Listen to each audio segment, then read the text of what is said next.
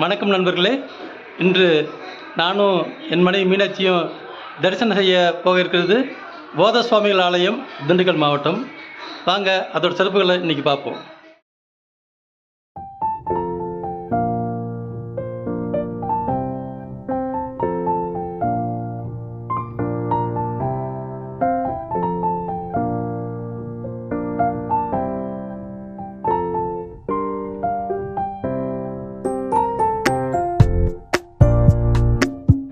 இங்கே வந்தாலே மனத்துக்குள்ள ஒரு அமைதி வந்துடுது. ஏற்பட்ட பக்தர்கள் இங்கே அமைதியாக தியானம் பண்ணுறதை நம்ம பார்க்குறோம். பொதுவாக சித்தர்கள் மகான்கள்லாம் பார்த்திங்கன்னா அந்த காலத்தில் அவங்க மலைகள் குகைகள் இங்கு தான் அவங்க தங்கள் தவ வாழ்க்கையை நடத்தி வந்திருக்கிறாங்க. அந்த மலைகள் குகைகள் இங்கெல்லாம் மனிதர்கள் போகவே அஞ்சே காலம் இருந்தது.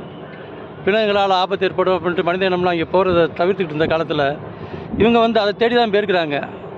இயற்கை நாடியே போயிருக்காங்க. அங்கே அவங்களுக்கு ஆன்மீக அனுபவங்கள் அவருக்கு நிறைய கிடச்சிருக்கு. அப்படி அந்த காலத்தில் இந்த மலைக்கோட்டை பிற்பகுதி பின்னால் இருக்கிற பகுதி ஒரு காடு மேடாக ஒரு ஒரு பகுதி. அந்த பகுதியில் இருந்த ஒரு குகையில் இயற்கையாகவே அமைந்த ஒரு குகையில் தான் போத சுவாமிகள் தவம் பண்ணிட்டு இருந்திருக்கிறாங்க. 1850ஆம் ஆண்டு ஒரு புரட்டாசி மாதத்தில் திருவாதிரை நட்சத்திரத்தப்போ நம்ம போத சுவாமிகள் பிறக்கிறாருங்க. அவங்க அப்பா பரமேஸ்வர ஐயர். அவர் ஒரு சிறந்த சிவபக்தர். அவர் பிறக்கிறதுக்கு முன்னாடி காசிக்கெலாம் யாத்திரை போயிருக்கிறாரு. அவர் காசிக்கெலாம் யாத்திரை போயிட்டு வந்ததுக்கப்புறம் நம்ம போத சுவாமி பிறந்திருக்காங்க. போத சுவாமி பிறந்ததுலேருந்து அவர் 5 வயசுலேருந்தே அவருக்கு ஏற்பட்ட ஆன்மீக அனுபவங்கள் அவருக்கு ஏற்பட்டிருக்கு. ஏற்பட்டோன்னே கொஞ்சம் காலத்தில் எங்கள் அப்பா தவறிடுறாரு. தவறினதுக்கப்புறம் எங்கள் அம்மாட்ட சொல்லிவிட்டு அவர் வீடை விட்டு வெளியே வந்துடுறாரு. வந்ததுக்கப்புறம் அவர் சித்து விளையாட்டுகள்லாம் அவர் பண்ண ஆரம்பிச்சிருக்கிறாருங்க. அப்படி அவர் சித்து விளையாட்டுகள்லாம் பண்ணி அவர் கொஞ்சம் பேரும் அவருக்கு நிறைய பேர் பக்தர்லாம் அவர் தேடி வர ஆரம்பிக்கிறாங்க. இந்த மாதிரி சமயத்தில் அவர் புகழ் எப்படி பரவுதுன்னா, நிறைய பேருக்கு ஒரு சித்தருங்கிறது தெரிய வருது. இன்னும் நிறைய பேர் ஒரு மனநல பாதிக்கப்பட்டவர்னு கூட நினைக்கிறாங்க. அப்போ சிருங்கேரி மடத்தை சேர்ந்த 32வது ஆச்சாரியார் அப்போ வந்திருக்கிறாங்க. அபிராமி அம்மன் கோவிலுக்கு எதிராக அந்த சிருங்கேரி மடம் இருந்திருக்கு. அவர் பல்லாக்கில் தூக்கிட்டு அவர் பக்தர்கள்லாம் போகிறப்ப இவர் ஒரு ரோட்டில் அவர் அழுக்கு உடையோட ஒரு சடமுடியோடு அவர் போகிறத பார்த்துட்டு, அண்ணா இது என்ன ஒரு கூத்து, ஏன் இப்படி இருக்கீங்க அப்படின்னு இறங்கி ஓடி போய் அவரை கட்டிக்கிறாரு.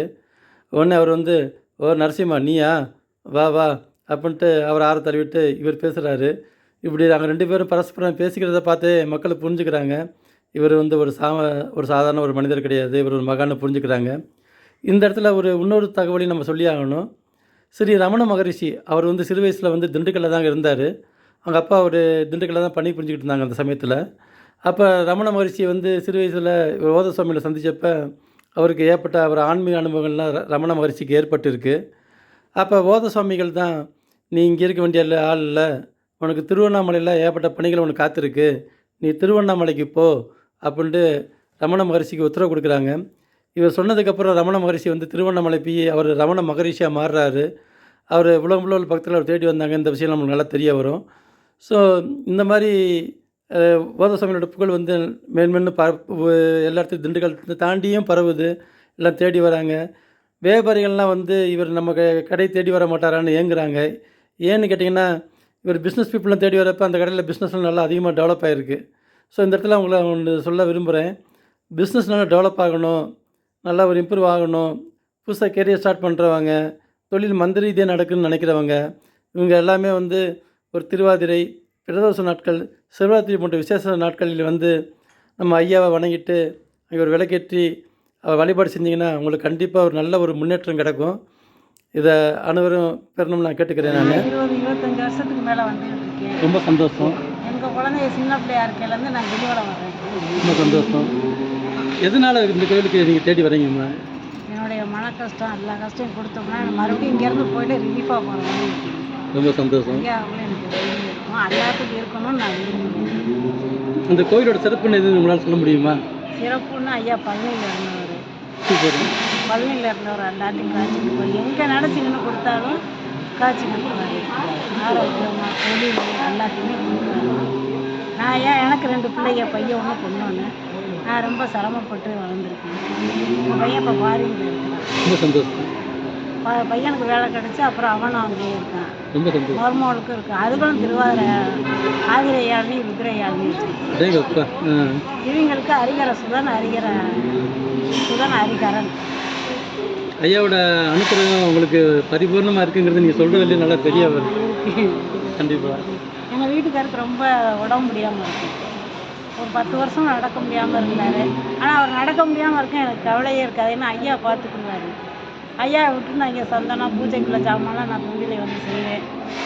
இங்கே வந்து பாத்திரம் கதவை வேலை பார்க்க ஐயாவுக்கு செய்வேன். திருத்தொண்டு செய்வீங்க? திருத்தொண்டு செய்வேன். ரொம்ப நாள் நான் ஃபாரினில் இருந்தாலும் எனக்கு ஸ்டேட்டஸில் வந்து அங்கேருந்து ஐயா பூஜைக்கு செஞ்சுட்டு இருக்கு.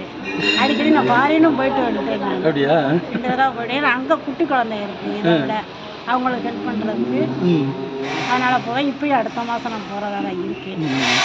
ஐயா தொண்டு ரொம்ப எல்லாத்துக்கும். ஐயா உங்களை நல்ல முறையில் வழி நடத்துகிறாங்க. உங்களை குழந்தைகளை உங்கள் பேர குழந்தைங்க உங்கள் சன்னதியிலே வந்து ஐயா நல்லா பார்த்துக்கிறாங்கிறது ஐயா பார்த்துக்கிறேன். நீங்கள் சொல்கிறதுலேயே நல்லா தெரியும். பார்த்துக்காரும் எனக்கு நம்பிக்கை. நம்பிக்கை தான். ஆமாம். ரொம்ப சந்தோஷங்கம்மா உங்கள் பேட்டி இருந்தது. இது கேட்குற எல்லாத்துக்குமே வந்து ஒரு நம்பிக்கையை கொடுக்கும். நம்பிக்கை கண்டிப்பாக. ஐயாவோட பெருமை நம்ம சொல்லணும்னு அவசியம் கிடையாது. எல்லாம் தெரிஞ்சது தான்.